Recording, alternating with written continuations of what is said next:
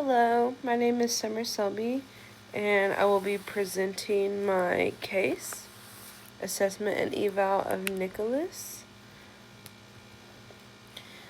So, to begin with, our introduction includes a case overview. The client was court-ordered to complete anger management.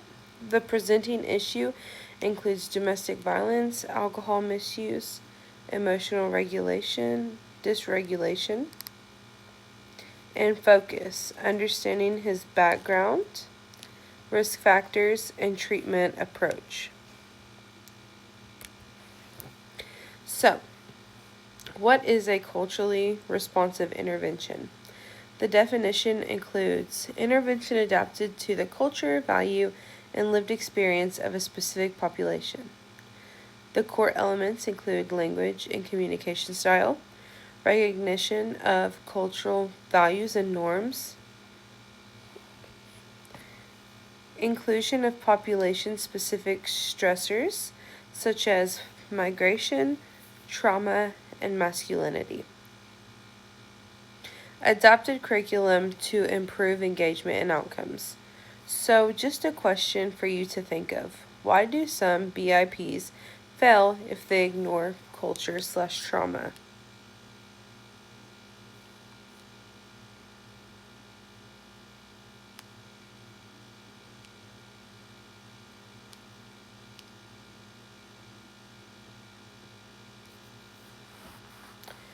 So, just to put it out there, a BIP is a Batterer Intervention Program.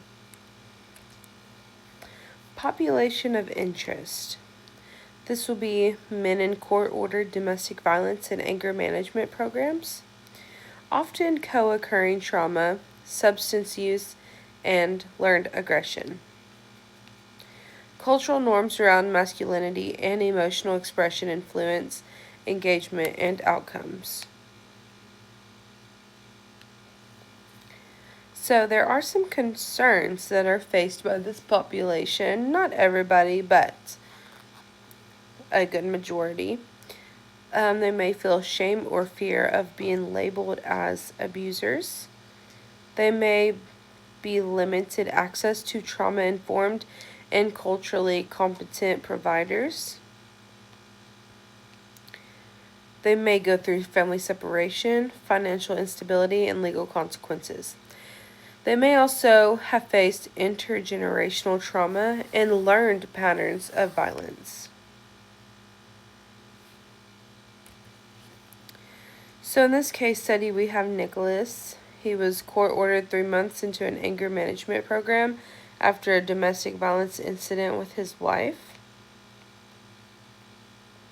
He has a high ACEs score of 5 or above, and grew up in a violent home with parental alcohol abuse. He feels guilt and wants to change, but loses control when intoxicated. His wife is open to reconciliation, but with safety boundaries in place. Now, keep in mind, in the original case, this is a white male, but we're going to pretend like he is a Latino male today. So, general demographic statistics. Most programs are targeted to adult men ages 18 plus. Many participants were Spanish-speaking immigrants or first-generation Americans. Intervention overview. Culturally adapted intervention program. So the article that I chose was the effectiveness of culturally specific male domestic violence, offender intervention, programs on behavior change and mental health, a systemic review. This article systemically reviews existing studies on culturally specific intervention programs for a male perpetrator of intimate partner violence. It evaluates how cultural adaptation influences behavioral change, recidivism, and mental health outcomes, focusing on diverse populations including Latino, African American, and Indigenous men. So, what is the goal of the intervention? First, we have is to reduce violence and abusive behaviors in intimate relationships, improve mental health and emotional regulation, promote gender equitable attitudes and understanding of healthy relationships. It's also to increase engagement by using culturally tailored strategies. So, just a brief description of the intervention. We have culturally adapted male IPV offender programs.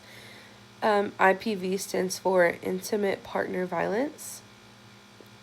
The format will be group-based therapy sessions weekly for 12 to 24 weeks, so about 6 months max.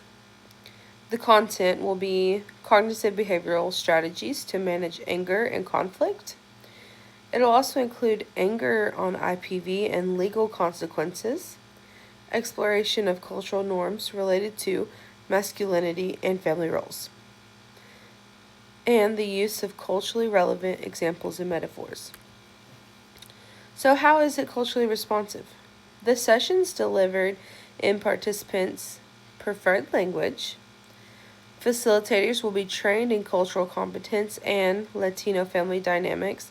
So, I'd like to pause there for a second because, I thought for a second, how is a culturally responsive approach really going to make a huge difference in these classes? But I really tried to put myself in this person's shoes. If I lived in a country where not many people spoke my language and they were not very aware of my cultural norms, I would probably feel very uncomfortable and may end up leaving the class or the group altogether just because nobody wants to feel like the outcast or different for the most part. So, yes, these facilitators are trained in cultural competence and Latino family dynamics. For example, Latino families tend to be unique, and there's a lot of diversity within this group. They tend to be collectivists, meaning family and community come before the individual. Decisions often consider what's best for the family as a whole, and success is seen as shared. If one person succeeds, the family succeeds. Whereas American families are more individualistic, emphasizing independence, self-reliance, and personal choice. Children are encouraged to find their own path and leave home earlier. A Latino families also may have extended family, such as grandparents, aunts, uncles, who play a strong role in daily life. And there may even be a hierarchical structure, such as the parents and elders are shown high respect. So the program will incorporate cultural values such as familyism, importance of family relationships, respect for elders, and community norms. Adapted materials to reflect Latino experiences with immigration, discrimination, and acculturation stress. Sorry, that was acculturation. Next, we have measurement and assessment. How success was measured. First, we have self-reported IPV incidents, partner reports, or official records.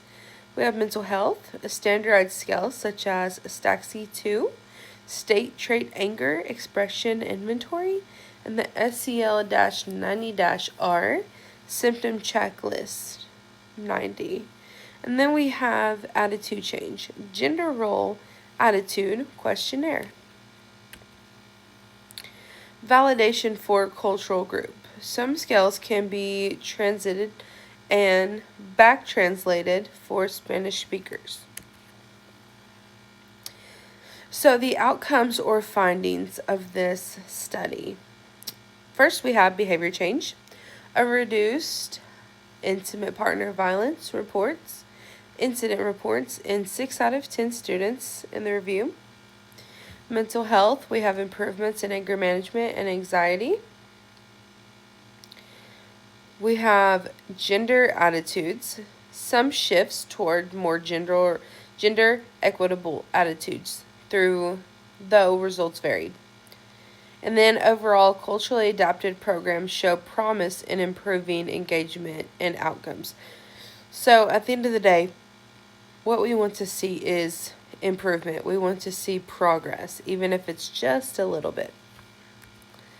Strengths of the study focuses on culturally specific interventions for Latino men, use of multiple outcomes measures, behavioral, psychological, and attitudinal,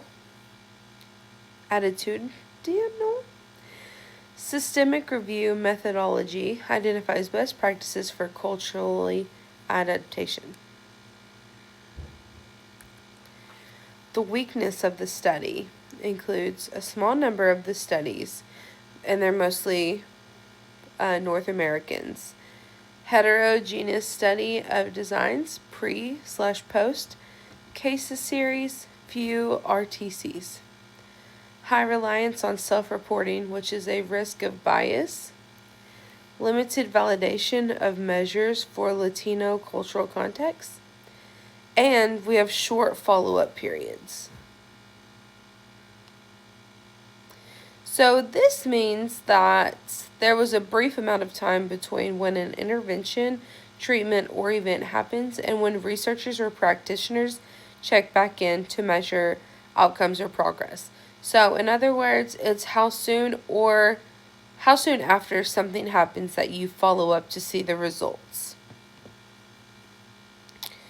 This is important because it shows how easy it is to collect the data, and a con may not show long-term effects or lasting changes. So recommendations, or what I would have done differently, would include use a stronger study design, randomize the controlled trial or quasi-experimental design, longer follow-up, assess long-term behavior change. I feel like this one was very important. Validated culturally specific measures, ensure psychological and attitudinal scales are fully validated for a Latino population. I feel like the research should be expanded and include family involvement or peer mentors. Next, additional considerations. Consider other issues impacting Latino men, such as immigration stress, discrimination and systemic barriers, mental health stigma, and include multi-level evaluations, including partner feedback. So, to conclude, the research on culturally responsive interventions for men who perpetrate intimate partner violence reminds us that one-size-fits-all approaches are simply not enough. The evidence, including the review in the peer-reviewed article and colleagues in 2022, show that when we intentionally adapt interventions to include participants' cultural values, communication styles, and lived experiences, men are more likely to stay engaged, complete treatment, and show meaningful behavior change. These programs do more than just address violent actions. They work to reshape beliefs about masculinity, relationships, and power that are often deeply rooted in culture and early life experiences. When we include trauma-informed care, we help men understand the impact of their own histories of neglect or abuse, and how those experiences can influence their relationships today. However, the research also highlights clear gaps. There is limited focus on culturally adapted programs for white men or for those whose violence is connected to unresolved childhood trauma. That gap offers us, as future social workers, an opportunity to advocate for programs that integrate trauma healing, accountability, and cultural reflection for all populations, not just specific groups. Ultimately, culturally responsive work challenges us to move beyond punishment and toward understanding and empathy and real change. It asks us to see each client not only as a perpetrator, but as a person shaped by culture, upbringing, and experience, and to design interventions that honor those complexities while holding them responsible for building safer, healthier relationships. That is the heart of culturally competent social work practice, meeting people where they are and guiding them toward who they can become.